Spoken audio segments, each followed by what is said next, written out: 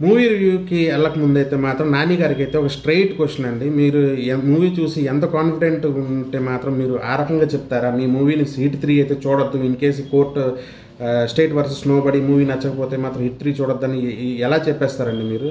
So అంత ఓపెన్గా చెప్పేస్తారా? మీకు అంత నచ్చితే అందరికీ నచ్చాలని గ్యారంటీ లేదు కదా. సో ఇప్పుడు మీకు ఆల్రెడీ టాక్ వచ్చేసే ఉంటుంది, మూవీ ఎలాగుంది ఏందైతే మీకు టాక్ అయితే వచ్చేసి ఉంటుంది. సో ఇప్పటికైతే మీకు అర్థమైపోయి ఉంటుంది మరి ఈ మూవీ పరిస్థితి ఏందో, మరి హిట్ 3 మూవీ పరిస్థితి ఏందో అనేసి మీకు ఆల్రెడీ అర్థమైపోయి ఉంటుంది. So welcome back to my channel time pass Venu. So viewers, ఈరోజు అయితే నేను కోర్ట్ స్టేట్ వర్సెస్ నోబడీకి అయితే మూవీ చూడటం అయితే జరిగింది. సో మూవీ అయితే మాత్రం సూపర్ అంటే సూపర్గా ఉంది భయ్య, చాలా బాగుంది. ఎక్సలెంట్ స్టోరీ, చిన్న పాయింట్, ఒక లవ్ స్టోరీ, ఒక కోర్టు, రెండింటిని మిక్స్ చేసుకుని ఇంకొక మెయిన్ పాయింట్ ఉంది. అది మూవీలోకి వెళ్తేనే తెలుస్తుంది. థియేటర్కి వెళ్ళి చూడండి. మూవీకి వెళ్తే మాత్రం చాలా ఎంజాయ్ చేస్తారంటే చాలా ఎంజాయ్ చేస్తారు. సో ఈ మధ్య కాలంలో వచ్చిన నాన్ కమర్షియల్ మూవీలో అయితే మాత్రం ఇది ఎక్సలెంట్ మూవీ అని నేనైతే చెప్తాను. సో దీంట్లో అయితే లీడ్ రోల్స్ అయితే మాత్రం హర్ష్ రోషన్ అండ్ శ్రీదేవి ఇద్దరైతే చేశారు. ఈ మూవీలో లవ్ స్టోరీకి ఆ ఇన్నోసెన్స్ మాత్రం చాలా యాడ్ ఆన్ అంటే చాలా యాడ్ ఆన్ అయింది. మనకు మూవీ చూసినంతసేపు అయ్యో పాపం అనిపిస్తూ ఉండేది, ఇద్దరిని చూసినంతసేపు మాత్రం అయ్యో పాపం ఏంది ఇలా జరిగిపోయింది అన్నట్టు అనిపిస్తూ ఉంటుంది. సో అంత బాగుంది వాళ్ళ ఇన్నోసెన్స్, అంత ఫ్లేవర్ని తీసుకొచ్చింది మూవీకి చెప్పాలంటే. మరి ఇంకొక హైలైట్, వాళ్ళు ఒకటి తీసుకెళ్లారు, అసలు రీజన్ వాళ్ళైతే దానికి ఇంపాక్ట్ ప్రియదర్శిని అన్న అయితే అసలు వేరే లెవెల్లోకి తీసుకెళ్ళిపోయారు. సో ఇంటర్వల్ బ్యాంగ్లో అయితే ఆయన డైలాగ్ ఉంటుంది కోర్టులో మాత్రం, దాంట్లో మాత్రం నాకు గూస్ బంప్స్ వచ్చేసింది. అమ్మయ్య ఇది కదా ఉండాల్సింది అన్నట్టు ఉంది.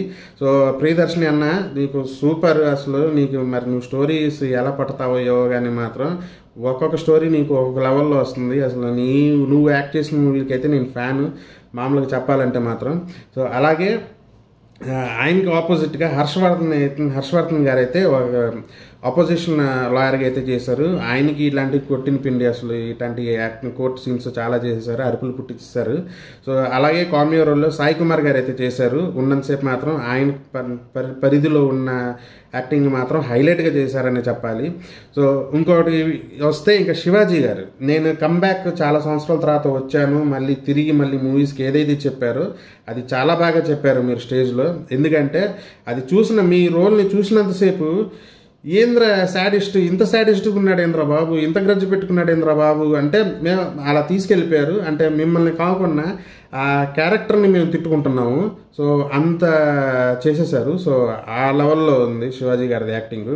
సో శివాజీ గారిది యాక్టింగ్ ఎలాగైతే ఉందో, సో ఇన్ సిమిలర్ వే నాకు రోల్స్ ఎవరైతే Harsh Roshan lead actor parents ఎవరైతే ఉన్నారో రాజశేఖర్ గారు, సురభి గారు, కొన్ని సీన్లో నాకు అనిపించిందండి. అంటే పేరెంట్స్ ఉంటారు చూడండి, వాళ్ళ బాబు కోసం పడే తపన, ఆవేదన, ఇవన్నీ అసలు పండించేశారు. ఒక రకంగా చెప్పాలంటే రంగస్థలంలో చూసాము సురభి గారిని అలాగా, దాని తర్వాత మళ్ళీ నేను ఇప్పుడు చూస్తున్నాను రంగస్థలంలో వాళ్ళ అబ్బాయి చనిపోయినప్పుడు ఆ యాక్టింగ్ ఎలా ఉందో అలాగా ఆ లెవెల్లో ఉందండి ఇక్కడ కూడా ఆ యాక్టింగ్. సో మీరు అనుకోవచ్చు, సో ఆ లెవెల్లో ఉంది.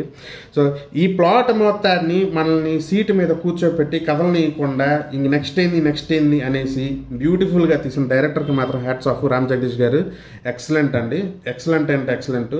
మీరు ఏదైతే స్క్రీన్ ప్లే కానీ ఏదైతే స్టోరీని ముందుకి వెనక్కి తీసుకొచ్చి పెట్టారో చాలా ఎక్సలెంట్, చాలా బాగుంది. సో దీనికి యాడ్ ఆన్ అయితే మన మ్యూజిక్ డైరెక్టర్ విజయ్ బుల్గనిన్ గారు.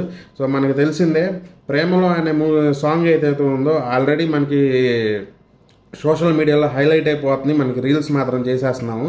ఆ లెవెల్లో ఉంది ఆ సాంగ్. ఇంకొక సాంగ్ ఉంటుంది, అది కూడా చాలా బాగుంటుంది. అలాగే బీజిఎం కూడా ఎక్కడ హైలు తీసుకెళ్లాలో ఎక్కడ లోకి తీసుకెళ్లాలో. సో ఎందుకంటే మనకి మరి కోర్ట్ సీన్ కాబట్టి, టైటిలే కోర్టు.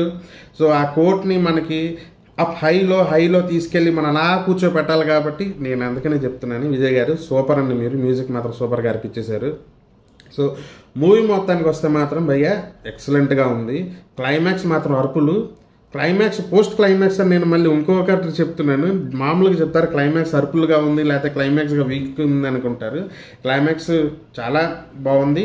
దాని తర్వాత ఉన్న 3 minutes రీల్ ఏదైతే ఉందో దాంట్లో అనిపిస్తుంది ఒక ఫీల్ అయితే వస్తుంది. నేను చాలా తక్కువ మూవీలో అయితే నేను బాగా కనెక్ట్ అయిపోతాను మూవీకి. సో అలాగే ఈ మూవీకి మాత్రం నేను చాలా కనెక్ట్ అయిపోవటం జరిగింది.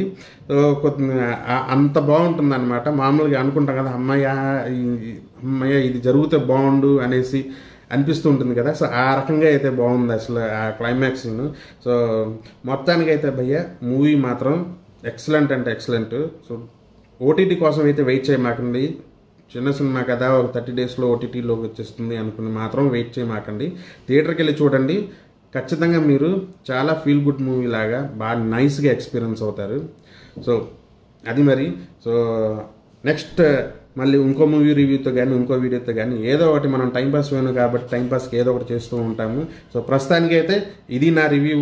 మూవీ మాత్రం 5 star భయ్య. నెక్స్ట్ వీడియోతో మళ్ళీ కలుస్తాను. అంతవరకు సెలవు.